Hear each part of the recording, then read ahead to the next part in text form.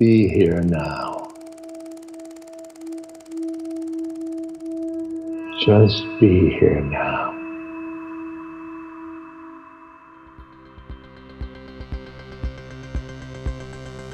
Welcome to the Set and Setting podcast with Madison Margolin. As a journalist, Madison has spent years exploring the intersection of psychedelics, cannabis, and culture. This podcast brings together thought leaders from today's psychedelic renaissance to talk about the role of psychedelics in our inner and outer lives. You can support this podcast and find additional resources at BeHereNowNetwork.com/Madison. Hi, everyone. Welcome back to the Set and Setting podcast. We have with us Mira Neshama Niculescu. Mira is a Paris-born scholar and teacher of Jewish spirituality and meditation. She earned a Ph.D. in sociology of religion at École de Haute Études en Sciences Sociales in Paris, and is a postdoctoral Golda Meir Fellow at the Hebrew University of Jerusalem, as well as at the Oxford Center for Judaism and Hebrew Studies, researching the phenomenon of Judaism and Buddhism, as well as Jewish meditation. A certified Jewish Mindfulness Teacher with the Institute for Jewish Spirituality, Mira is also an Orthodox Simcha Fellow at the Yeshiva Har El in Jerusalem. Mira, thank you so much for being here. Thank you so much for having me. Yeah, of course. So I got to know Mira a little bit through actually a meditation class that I took with her in the springtime. And it just really changed the way that I thought about really basic things, like the way I sit or the way I eat. And so really getting to embody a lot of the meditative mindset even in our daily activities. So for starters, I just wanted to go over where, who are you? How'd you get here? What brought you onto this path? And then we'll go from there. Okay. I'm a human being born in Paris with a father from Romania who was very old and a French mother much younger than him, and grew up very secular, really no spiritual life, and feeling a lack, really growing up with a sense of lack. And as many people of our generation and backgrounds, experiencing a lot of pain and depression in my early 20s. And what got me into meditation, I remember actually very clearly. I was maybe I was 20 really. And my mother had a Zen book on her shelves in the house. She actually is the one who introduced me to a lot of books that really changed my life. And, in America, you guys have Suzuki Roshi and Didi Suzuki. Daizen Shimaru, which is the Buddhist teacher who came to France from Japan. And the book was Questions to the Master. And I remember I was reading it and it just opened my mind.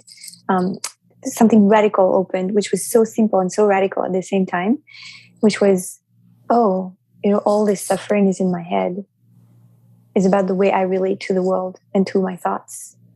And this was so incredibly empowering and freeing, actually, because I realized it's really up to me. It's really up to me, That was huge. And I don't think in the way, because we're educated classically into believing our thoughts. Thoughts are very important. Descartes, I think, therefore I am. And we'll talk in a minute, I guess, about Ramdas and his book. And it's this whole revolution, of the way we relate to our thoughts. So this was the beginning of a path, really, that started as many of us, through Buddhism. And I started in Zen, and I sat also. I was lucky that Nathan was still in Plum Village in the south of France. So one of my first retreats was there in this beautiful place. And then I mostly sat in Zen context, Zen meditation, because I really have something with Japanese aesthetics and the simplicity of it, and also because it was my first encounter with this kind of thinking, I guess.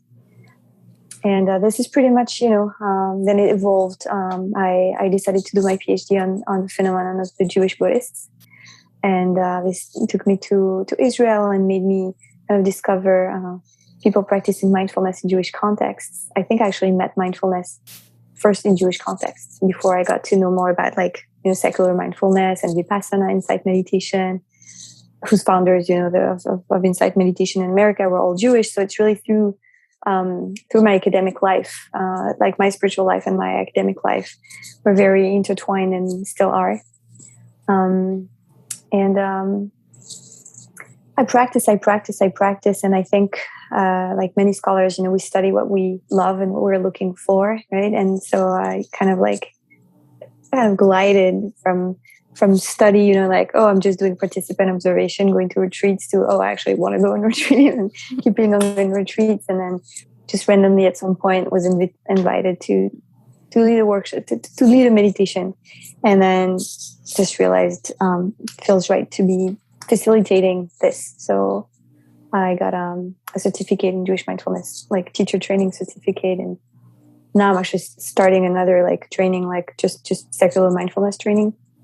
I really believe it changes life, just really, really, really. It's not just a spiritual thing. It's just absolutely essential. Mm-hmm. So this is the story. Thank you. So, we talked a little bit before we started the podcast about kind of Ram Dass's version of Be Here Now, or, what the concept means to you, whether you get there through introduction via Ram Dass or whether you sort of just have gotten there on your own. So what is this concept for you? And then we'll go from there. Yeah, thank you. I think the idea of being present, of being fully here, came obviously through my first exposure with Zen. And one of the first memories I have of it was when I was in Thich Nhat Hanh's retreat, and it was all about be here in the present and etc. And then I remember actually at the time, it was excruciatingly painful for me to actually be here, without distractions and anything. And I shared it at the time with a friend who was a psychologist, and she said something so interesting, because I said, but it's too painful to be here. And she said, but that's because you're not really here, and because I was in my thoughts and the memories and the things and that. And I think it really is one of my life callings, really, to help people have the courage to be here, to be here with what is. And then, you can't study the counterculture or the phenomenon of the Jewish Buddhists without getting to meet this book, Be Here Now.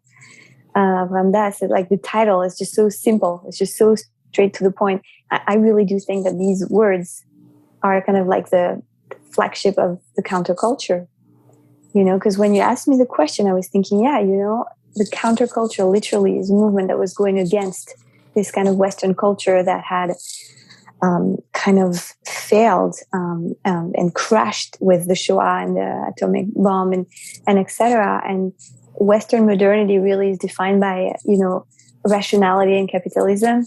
I'm speaking as a sociologist, so some of you may know of Max Weber, one of the first sociologists. And, it's kind of like what they call the Protestant mind, which is goal-oriented. So whatever is happening now is an investment for the future, which is very much inherited from Protestant thinking. There's this kind of Christian thinking that your actions now are an investment for the future. And so a lot of Western culture is still based on that, work hard so that you can play hard after. And here comes the counterculture and says, this is sick, and we're not living our lives. Our lives are just passing, and we're not just there to witness them. And when you open the book, Be Here Now, he starts with this. He talked about being driven. And that really is what it's about, being driven, right? It's about where am I going, the direction, but not really enjoying the ride, And one of the most famous sayings of the Buddha was to say, happiness is not a destination, right? There is no way to happiness. There's literally no way, no path to happiness. Happiness is the path. It's not the end goal. It's how you kind of journey through your life.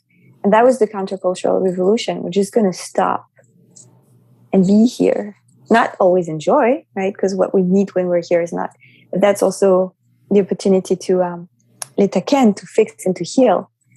And you may know of Sylvia Boorstein, who I like to call the grandmother of mindfulness, because she's one of the first to have introduced rabbis. Grandmother of Jewish mindfulness, because she introduced rabbis to mindfulness meditation.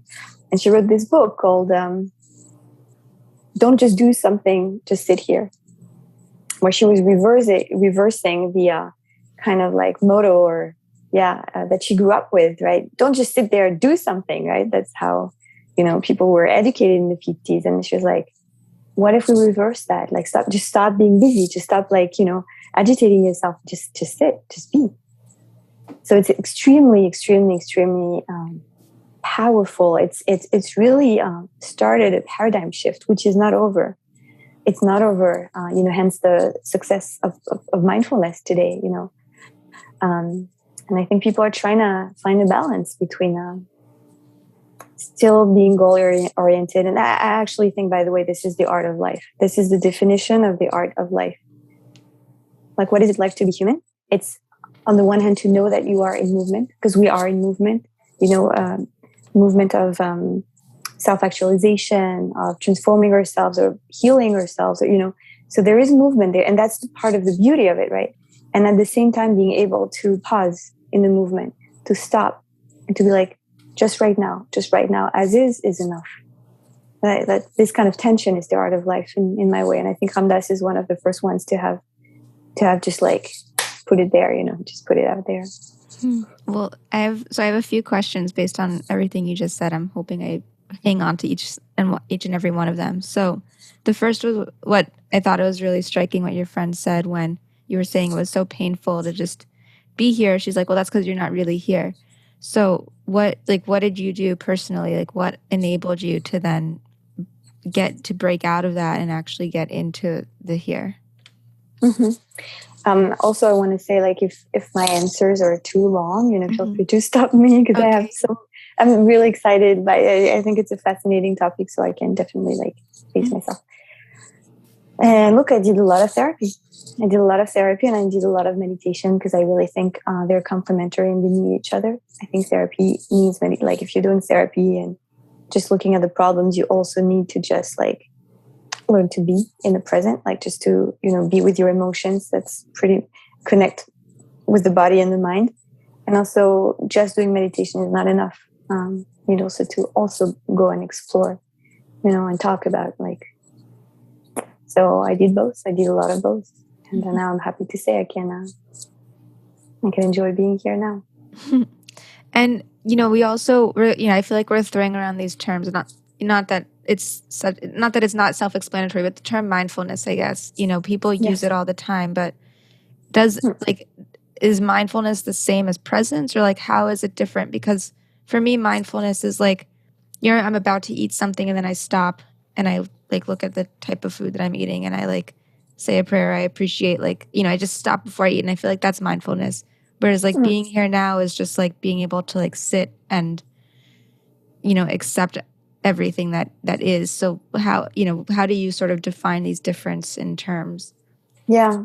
First of all, I think it's very important what you're doing. I think it's absolutely essential to pause and define the words we're using. Because I think, people may have different definitions, understanding of them. I think it's really important. Mindfulness and presence are very close. So much so that they could be, we could take one for the other. And I do like to think that if we use different words, it may mean that there is a nuance. I'm actually remembering now a talk by, I think it was Jack Kornfield. No, Joseph Goldstein, where he was kind of talking, he wrote this big book called Mindfulness, where he kind of really explains, the concepts and method. And I think he starts by, giving an example of why mindfulness is not just presence. And he was giving the example of dogs, and he was saying, a dog is present. He's fully present. He's really present. He lives in the present moment, but he's not necessarily mindful. He's not necessarily mindfully eating. He's not necessarily mindful of his movements and etc. So mindfulness is this idea of paying attention to what you're doing, not just being present, but being present, if you wish, in a way that is conscious and intentional. And the last ingredient is, at least in mindfulness as a meditation technique, is compassion. Is really compassion, because if you are observing your thoughts yourself, or if you're very conscious of something, but without heart, without compassion, then it's just not only just counterproductive, but it can be. So he was giving a very harsh example. I don't remember if it was the example of the Nazis or someone. Like, you can be fully present, you can be fully intentional in harming someone, and also in harming yourself. So it's not just being fully present and intentional. It's also like coming with a lot of compassion. And I think it's an ingredient that tends, in my view, to be overlooked in meditation practice, like this ingredient of compassion. When I meet my thoughts, compassion for the thought for myself. Mm-hmm. Wow, that's really relatable, I guess, because, there were, in the psychedelic space, for instance, and there's been a lot of, I do journalism I do journalism related to psychedelics, and there have been articles in the past year or two that I think one of them was like Lucy in the Sky with Nazis or something like that. But basically this idea that, whatever your practice is, whether it's, be mindfulness through psychedelics or just through meditation or whatever, it's almost like this black magic depending on how you're using it. So yeah, and that's another thing is like, so how do you then cultivate compassion? Like, is it then meditating on compassion as a topic when you do meditate, or is there a way to sort of, embody that more for yourself and for, I guess, others? Yeah. It's a very good question. I think, thank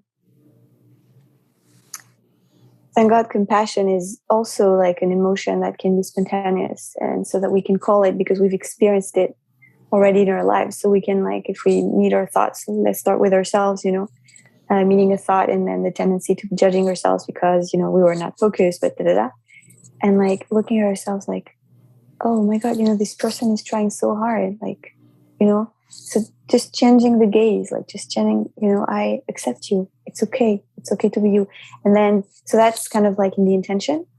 And then there's another tool, which to me is so extremely powerful. And maybe you saw me spontaneously doing this gesture. I'm going to try to do it again without making noise. It's placing a hand on the heart and a hand on the belly.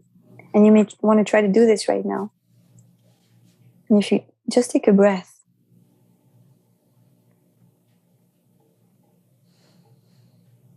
And I want to invite you honestly to tell me if you feel something. If you close your eyes and really like focus on that, how it feels to do that. It feels nice to stop for a second, that's for sure. So for me, when I feel my hand here, I feel warmth and care and love. Like the kind of care and love and loving embrace of a mother, but like the kind of archetypal mother, which is, kind of mystical mother, which is just love and holding and embracing. And first in her belly and then in her arms, and saying basically, I'm protecting you. I'm nourishing you. You're safe here. And this, to me, this compassionate touch is just so extremely healing and powerful. And the more I meet myself with compassion, and that, by the way, that's been really one of the main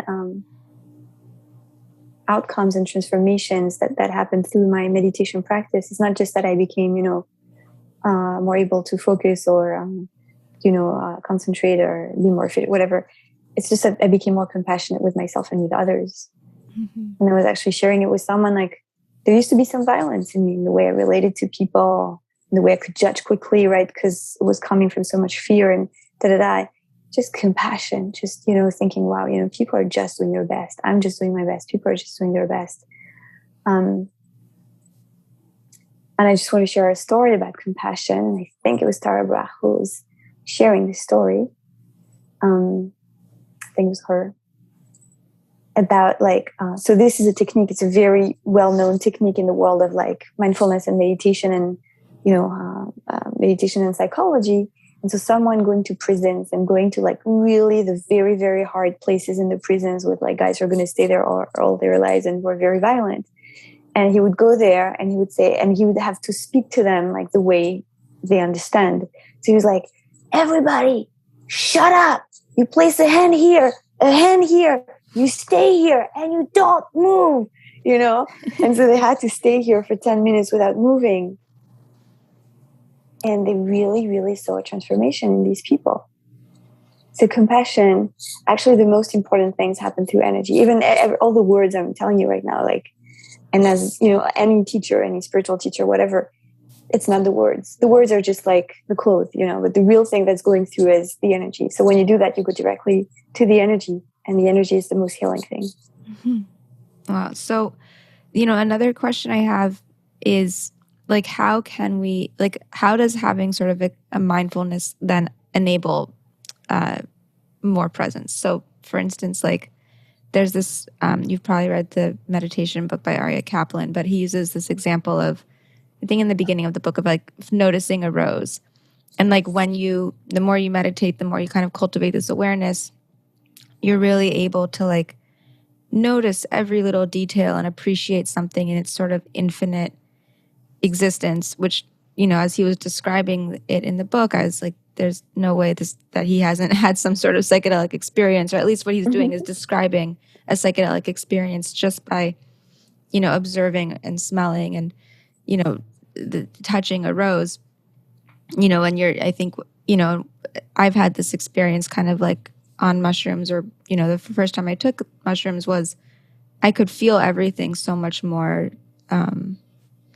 directly, almost. Like it was like I felt sand, like I'd never felt sand on my fingers for the first time, or things like that. So, and the way he was describing it in this book was just like, that is through just cultivating your awareness, cultivating your, and I think it's also through expanding awareness. And so, is the question like, when we become more present, are we then expanding our awareness of everything that is kind of in the present? Like, are we noticing differently?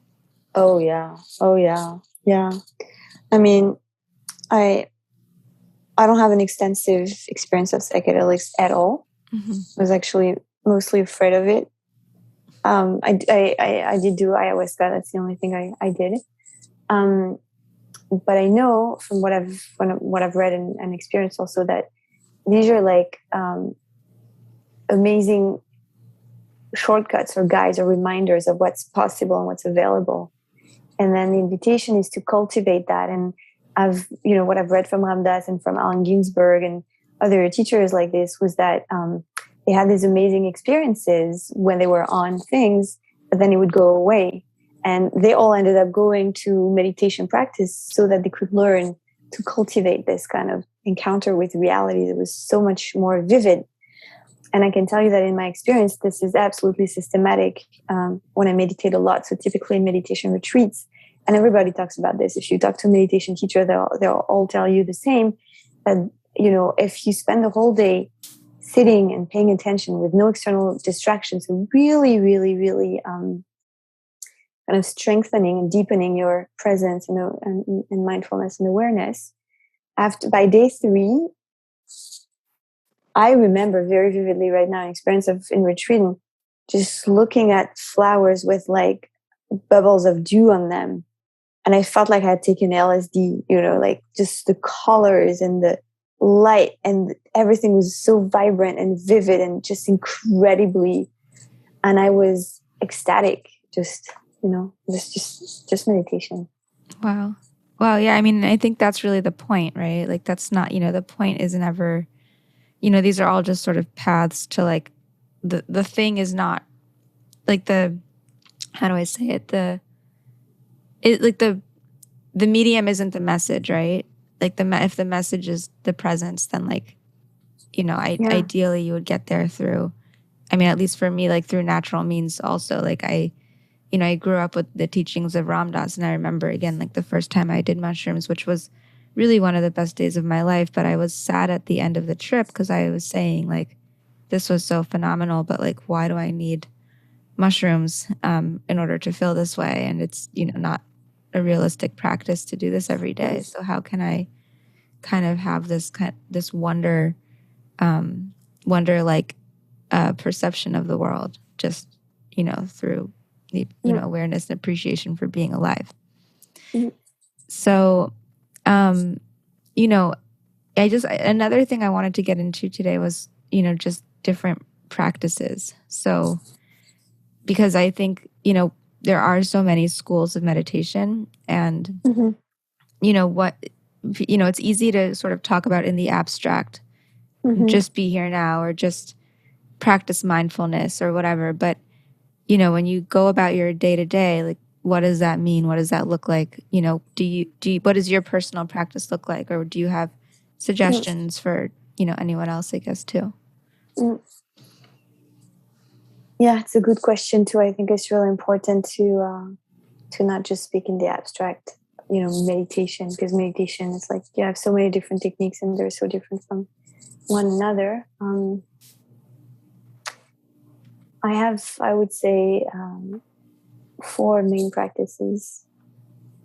So one is mindfulness practice. So, really from the insight meditation tradition, meaning from the Vipassana tradition, really paying attention with compassion to what's happening, either to what I'm doing when I eat, when I, brush my teeth, when I walk. And I'm serious, like this is a muscle. I'm not just saying, I'm really working, like I'm practicing this all day long. And then I do this also when I sit. It's one of the techniques I do when I sit. It's just like, kind of starting by, mindfulness of the breath, like anchoring myself in my breath. Because I'm Jewish, and I kind of like go a lot in that direction. It's not necessarily taught that way, but when you come from the Buddhist world or the world of meditation, kind of like, for me, it gave me glasses to look at Jewish texts in this way and to see things that maybe I wouldn't have seen otherwise. And so, for instance, it's as simple as this, like the notion of kavanah, of intention, which is just also hinted to in the Talmud, in the tractate Brachot, about the first, like the sages who used to sit, before they would pray, like, so that they could cultivate intention. So doing things with intention, with mindfulness, really, it's the same concept. It's exactly the same concept. But also like mindfulness in daily life, paying attention to what we're doing. Maimonides, the Rambam, he talks about it a lot, like that we must be 100% in everything we do. When we eat, when we talk to a partner, when we deal with business, it's like everything you do, you have to be just with this, just with that person when you're there with them, just with that, that thing. And then when you're with God, be just with God, and this is really important for me. And that's also the way I experienced kind of like traditional Jewish ritual life. So brachot, for instance, before and after a meal. I'm lucky enough in a way that I didn't grow up religious, so that I never grew up with this as an obligation. It kind of built up progressively in my life as something that's meaningful to me. Taking a moment to pause before I eat, taking a moment to pause after I eat. And I really do it. And sometimes I'll take less time because like I'm going to go into the temptation of rushing again, but like just this thing of saying, hey, let's just pause. Let's just pause. Let's just be intentional. I'm just going to put something in my body right now. Just going to eat this green bean right now. Like, I just said it an hour ago and I was about to eat, like, thank you earth, and thank you rain, and thank you sun, and thank you time, and thank you cooks, So that's mindfulness, and that's mindfulness in daily life. There's another meditation technique that I got really, really closer to, and there's no specific order, but it's one of my teachers. He's a non-duality teacher, not Jewish. His name is Shamti. And it's really non-dual meditation. So it's not like me who is trying to be mindful. He says it like his instruction is this. It's as simple as that. Rest as awareness. Rest as awareness? Yeah. I rest as awareness. So it's not even like rest so that you can be aware. Like, no, like you are already awareness. Like rest as is, as this awareness that you already are. Like just rest in it. And it's incredible for me, this kind of like non-directed meditation, not trying to focus on something, not even my breath, just resting. And for some people, it's very challenging because maybe some people need more direction. And for some people, it can be extremely helpful. It's also, all of us, we have different needs at different times in meditation. But this non-dual meditation of just resting as awareness is just, to me, extremely deep because I go directly to the source, Then there is, do you want me to continue? I have two more. Yeah, I mean, the rest is awareness one. I just want to say it feels a little bit passive, if that makes sense. Yeah, totally. Makes total sense. Yeah, exactly. And thank you for saying this. We have an idea of meditation that we need to do something. And that's still like the same kind of like Western mindset that like, I'm going to, read a book, I'm going to cook pasta, I'm going to do something. But actually the truth about meditation is, at least mindfulness meditation and awareness meditation, because you do have active meditation techniques, which are cultivation techniques. So I'm going to, cultivate concentration. I'm going to cultivate heart openness, But now I'm talking about meditations of just like kind of like going to the source of awareness, which is there, right? Which in Jewish terms we call the neshama, like this kind of awareness that's already there. And in order to go there, we have to go into what the Chinese in Taoism called wu wei, like non-doing. That's also radical. Like it's the opposite of the Western idea of like, I'm going to do this. It's like, I'm going to stop doing and just be. Mm-hmm. And the meditation is actually just making space, just stopping, agitating ourselves so that what is here can emerge. I'll share a metaphor which I like to share a lot because it's so beautiful, from Thich Nhat Hanh, so that Zen Vietnamese tradition. He was sharing an anecdote of like he was taking care of a kid. There was a kid there at Plum Village, and she was like about 4 years old, and she came in and she was like, "Hey, uncle, I want apple juice, And so he took out the bottle for her and put it on the table. But by the time he put it on the table, she ran back outside to play, And she came back maybe 10, 15 minutes after, and because it was like superb organic apple juice, all the sediment had kind of like gone down to the bottom of the bottle. So she comes in, she comes and she sees this like bottle with like clear liquid and then all the stuff there. And she says, Uncle, the apple juice has meditated, So the apple juice didn't do anything, right? It just sat there and it rested. That's so cute. Wow. And I guess the metaphor being like, when the sediment sort of kind of, or well, not the sediment, but all the stuff kind of falls to the bottom. What is it like? Just clear. It feels as if the apple just kind of cleared out a little bit, or it's able to, parse apart the parts of the mind or the pieces of us that are always so mixed together. And I think meditation really helps us just see the different parts more clearly. Yeah, there's totally this notion of like something grounding, right? Where everything coming down and then clarity emerging. And I love the fact that the laws of physics really reflect what happens symbolically and spiritually and psychologically. This notion of being grounded, right? Like anchored and grounded. And even physically, that when you meditate a lot, actually you go to the toilet, it's much better. Like it goes down. There's something that, and if you're very agitated and tense and speed and stuff, you're constipated. That feels like probably it's because of the way your nervous system is responding. Like when you're meditating or getting yourself into parasympathetic nervous system, it's like, Dr. Julie Holland describes it as like rest, digest, relaxation. So like when your body can like finally just like let go, it enables like all your systems to work better versus like if you're kind of wound so tightly, it kind of makes, especially as far as digestion goes, could cause and does cause all sorts of health, GI issues and inflammation or constipation or things like that. Yeah, it's so essential. It's just so essential to pause, to rest and digest. Yeah. So you said you had 2 more practices? Yeah. These are cultivation practices, actually. So I started with like the kind of non-doing practices, and especially this one. And these are cultivation practices because I do think both are great and they're complementary, like both types of like active and, kind of receptive and then cultivation practices. They're complementary. It's a bit like, in my view, a classic Freudian psychology and then positive psychology are complementary. Just like focusing on looking at the knots and the problems and then also cultivating good seeds and positive, ways of looking at the world and stuff.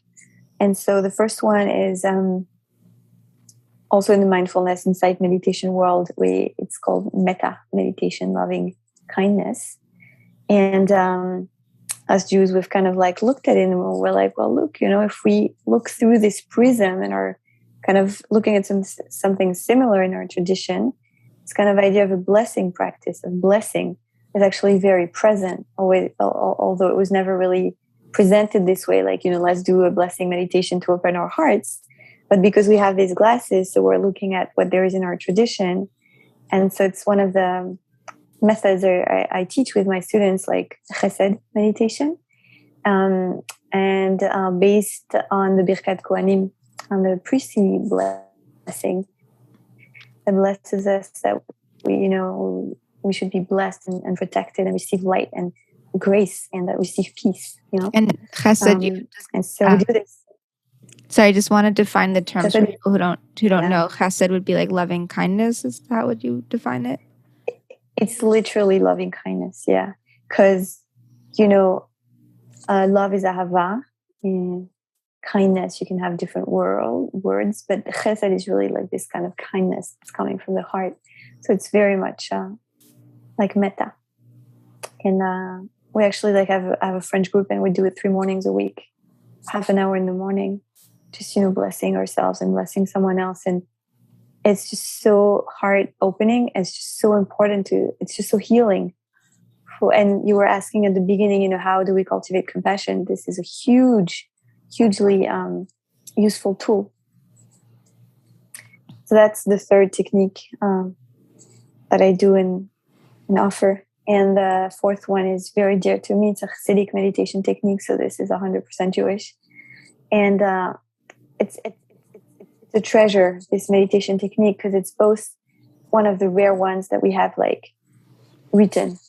Most of the meditation techniques in Judaism, it's like we have hints, in different texts, but not really clear instructions. And here it's like a text with like specific clear instruction, about what's the goal and how to do it. And it's called Hashkata. It's very famous.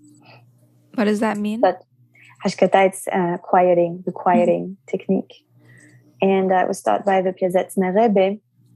I think one of the teachers in the Jewish world who's popularized it is Rabbi James Maisels, who founded the Ohalev, and I work with him. And he did his Ph.D. on the Piazetzner, and I really want to, extend my gratitude because he introduced me to it. And I think he did introduce like a lot of us today to this technique and to these texts.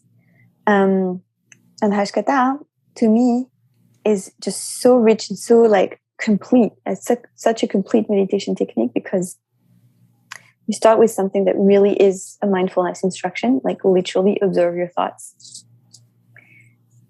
And then once you've observed your thoughts, you're quieter, you're like the apple juice, and from this place of quiet, actually the quieting is, it's just the medium. It's not the message, as you say. And it's just like the kind of middle point that's going to enable you to take a step deeper, which is to connect to what he calls a machshava shel kedusha, like a thought of holiness, like to connect to God, the divine, like to a higher power, higher energy. It's going to give you like even more like open, like to connect to the energy of the world, talk about psychedelics. I mean, that's, and from there to focus on like a quality of midah, we say in Hebrew, like a heart quality, a tendency.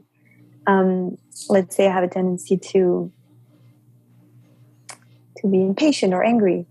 And so choosing this one that we want to work on, and then bring the focus to the antidote, like really not focusing on, I don't want to be like this because he says, and it's just so advanced, like for his time psychology, like he says, like focusing on like not wanting something does not help at all to change. What helps is to focus on the positive, on the positive energy. So I'm going to focus on patience, equanimity, compassion, confidence, trust, and just repeating one word, this word or a phrase, like positive, like this, slowly, which is basically what we call a mantra practice in other traditions. We don't have a word for that in Hebrew, but that's pretty much what it is, to connect to the energy. And anyone who's tried, like, just you may want to try right now, like to close your eyes and to just, I don't know, bring something like, for instance, trust. And just saying it and just connecting like deliberately to the energy. How do I feel? How does it feel to feel that I'm bringing trust, that I'm calling trust?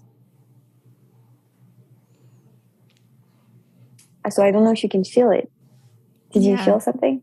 A little bit, yeah. And you say it or you think it to yourself. Is it better to say it out loud? You could, or to say it in your head. Because I'm so used to practicing this, I can switch in a second and connect to that energy. But I'm sure, you started maybe feeling it, as you said, and it's like energy is real. Mm-hmm.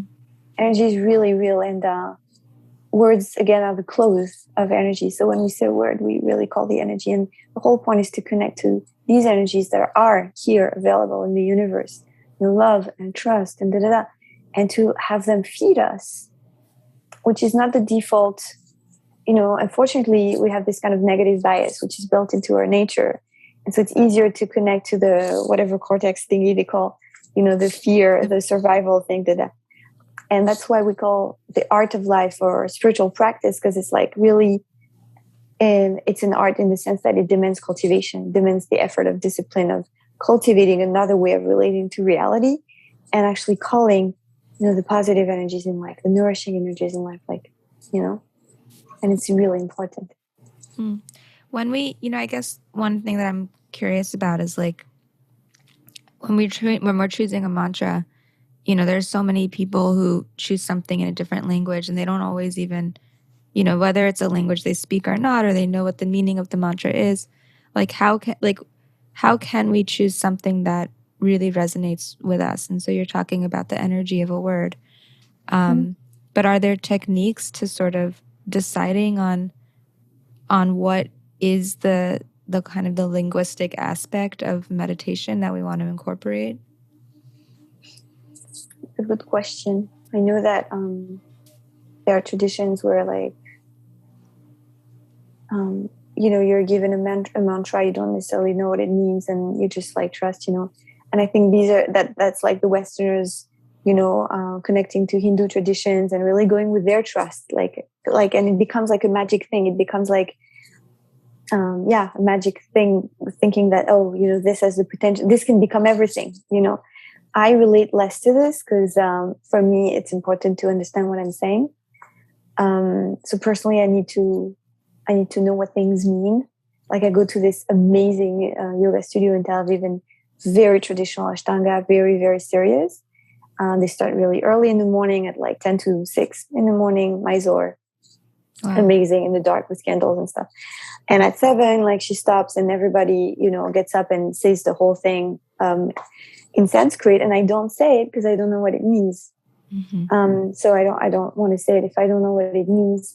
In Hashkata, the beauty of the thing is that you choose the energy that's relevant to you in the moment. And I think, if you listen to your heart, you know in 1 second what you need. If you need to feel more trust, if you need more, equanimity or patience or confidence, or, And you can you just sit as if you're just normally meditating, and you just say the word over and over. Yeah, you just repeat it. And it's like you say it and you feel it, because that's the point, is not to say, it's to feel. How do I feel? If I really feel filled with trust, how do I relate to life? Is like if I'm coming from this place of trust, I'm fully trusting, but just really feeling it. And that's how the healing happens. Well, I guess another thing that I wanted to focus on or ask you about, is you mentioned this quote, don't just sit there, don't just do what, can you repeat the quote, like the sitting and doing? You had it. So don't just do something, sit there. Right. And, I think, all of these techniques that we're talking about are different iterations of that, or different versions of doing that. And you had said something else, which is, that this mentality of doing versus sitting it's so Western, so capitalistic, kind of promotes this productivity mindset that, our worth is so much built around like how much we're producing, how much we're doing, what we're doing, who we're doing it for, and what we're getting out of it. And I think the thing is with meditation is like, what is there to get out of? It's more like what to get out of it is just to like be more at peace with ourselves, I think. But, taking that one step further is, I ask myself often, especially given like, you mentioned sort of like it was counterculture at the time to have this mentality that wasn't necessarily about doing all the time. And so, I think about our political systems and like the point in history that we're at. And, is meditation still counterculture, right? Like it's gotten so popular. Is being here now still something that is antithetical almost to this like doing culture of capitalism? Like if we could all, if we could all practice this, or at least attempt to practice it, I'll say, do you think that we would see some sort of shift in our political paradigm or some sort of shift in the culture at large? Like how much more can we really implement it in a way that's kind of changing the world outside of ourselves? I think it's a great question. So mindfulness, it's very well known that like since, I don't know, the turn of the 20th century, it's been brought into corporations, right? Google and things like this, the whole Silicon Valley. And I'm forgetting that someone coined like a term to talk about this, the kind of like, how do you call it? Like, using mindfulness to go completely against like the initial goals of, the teachers of this tradition, for employees to be more relaxed so that they can actually produce more, and that's where we go back to what we were talking about at the beginning about the definition of mindfulness, actually, that it's not just about being here now. It's actually about being here now with compassion and with enjoyment and with respect and, and then kind of living with other values. Now, to me, look, I think if we had zoomed in any epoch in the history of humanity, I'm pretty sure everyone would have said at any epoch, oh, we are living in crazy times. Like, culture is like going through the garbage, like everything's the end of the world. Like, I'm pretty sure at any time people are like, oh my God, I do feel that like there are a lot of things are sick in our culture, really sick. And I also do have amazing hope, actually, and kind of like solace. I find a lot of consolation in actually seeing how, there's something genuine about people going to mindfulness and to meditation, because people are realizing we can't live like this. Like it's too fast. Like the pace of life is too fast. The kind of like, because we only talked about capitalism and consumerism, but we didn't talk about just like the technologies of information and communication, like the way the amount of information and stimulation we receive all day long through phones and texts. And it's just literally insane. It's just like so unhealthy. And so meditation is just like, an amazingly healthy response. And the fact that it's countercultural, I think it's going to stay countercultural. And if millions and millions of people practice it, I think it's great. And it's never going to stop being relevant and urgent and important. Mm-hmm. Yeah. I mean, that, that's another thing I'm curious about, and maybe you have a position on it, is this concept of, tikkun olam, right? Like fixing the world. And how when we cultivate mindfulness or this kind of aware, when we stop and think or stop and notice things around us, like especially I'm in LA right now, and homelessness has gone up like more than 12% or something, like within a year, like some crazy numbers. And, people, you just walk around any neighborhood and you just, it's the neighborhood. And I guess if you stop and you really look around and you're like, oh my God, there are way more tents on this block than there were even a year ago or 5 years ago, or, when I was a kid growing up. And like that is a form of mindfulness, I would say, is just like noticing the new things, noticing things on the street. And so like, what is that then motivating us to do? Like, should there and could there be some sort of action-based thing that is comes out of a mindfulness practice or a meditation practice, because, if it's painful to be here now, aside from maybe the reason so many of us are not here and now is this dissociation from the present, because the present does hurt. It is hard out there. It is kind of like a moment in time in history, whatever, where no one really wants to be around for it. Thank you. I think it's a great point that you're raising, and a painful one. And I think about it often that like the most difficult thing I think for us Westerners and like really privileged humans is to open our eyes. Like we have this kind of ethical responsibility to open our eyes. Where does this piece of meat come from? How is this animal treated? And how about this person in the street, to actually keep opening our eyes, right? And I like the way you, first of all, thank you for connecting meditation practice to basically social justice. And we could talk about environmental justice or animal rights. It would be the same, right? Like the world and the suffering of the world, not just like fixing myself and my own suffering. I really think if one doesn't lead to the other, there is something that's like when you type as like disconnected in the practice. Like if at some point, it doesn't motivate us to take action. And then the question is, what do we do? Because we can't do everything, right? And it's up to each of us to choose, what do we do? What's our calling? Where do we want to serve?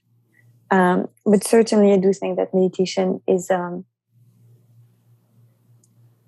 kind of like the beginning to this process of opening our eyes and then following this with action. And this is something that the Buddhist teachers, Western Buddhist teachers, actually was one of the main kind of like specificities of Western Buddhism when it emerged, with social justice and social engagement, to say like we're not just going to meditate in our caves and be contemplate. We're gonna have an engagement in the world. And one of the most famous Zen Buddhist teachers was Jewish, Bernie Glassman. He did phenomenal work with the homeless and with the poor. I don't know if you've heard about him, but he did incredible work in the States on that level. Yeah. Yeah, I mean, I think that is really like central to any kind of spiritual practice, is, how it extends outside yourself. Because, if we're talking about like integration of self and non-dissociation, even if you're not dissociated from yourself, then if you're dissociating from like things around you, that's still kind of a form of non-integration. I've always kind of deferred, Ram Dass's guru, Neem Karoli Baba, would say, his whole thing was feed everyone. And so like, if all else fails, right? Like if you can't cultivate a practice that feels right to you, or if you can't kind of do any of these particular means, at least you can just do something of service. And that kind of gets you out of yourself in a different type of way, I think. It's not exactly a meditation per se, but on some level, I think it could be meditative, just as because you're not focused on yourself. Yeah, and it's also like again, talking from a Jewish perspective, it's also like one of the most basic principles of Jewish spirituality. It's tzedakah, and tzedakah, it's not just being generous. Like it literally means justice. You're doing justice when you're feeding people. Giving a part of your income, and like a significant part of your income, like to feed people. Mm-hmm. Yeah. So, is there anything else that we didn't go over that you want to add or talk about or say, or just make sure it's thorough, well-rounded? Yeah.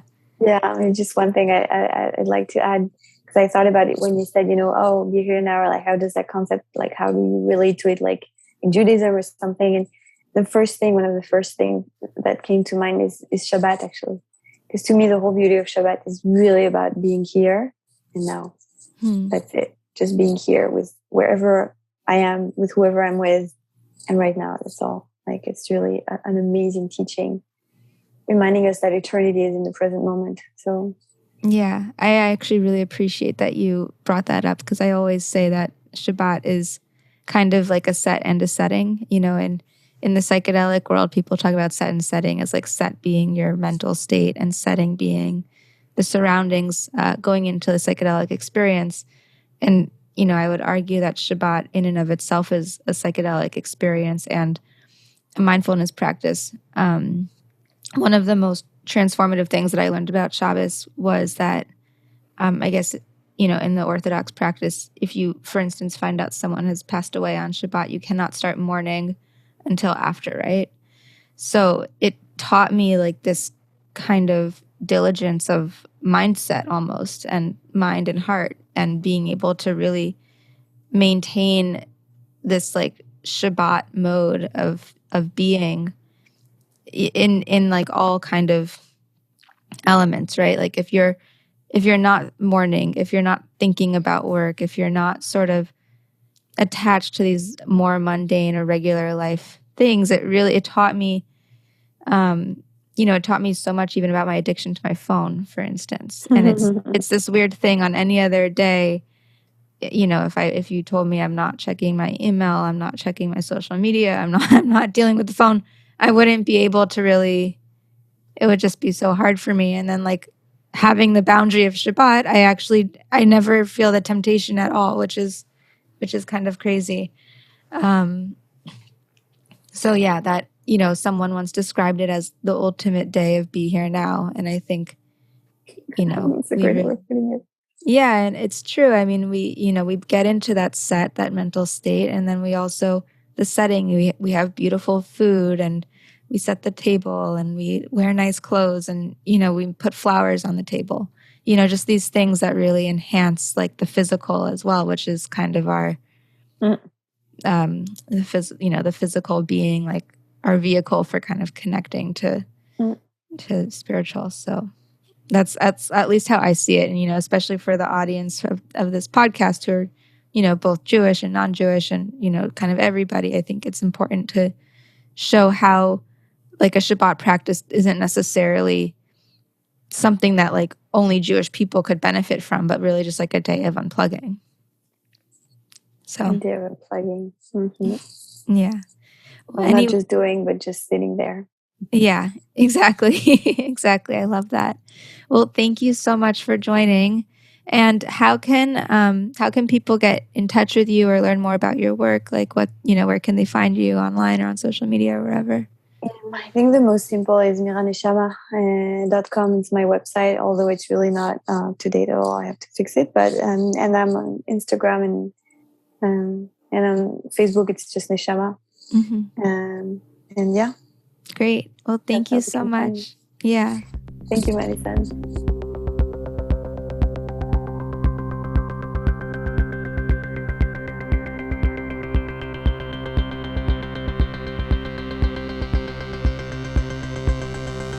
Bye.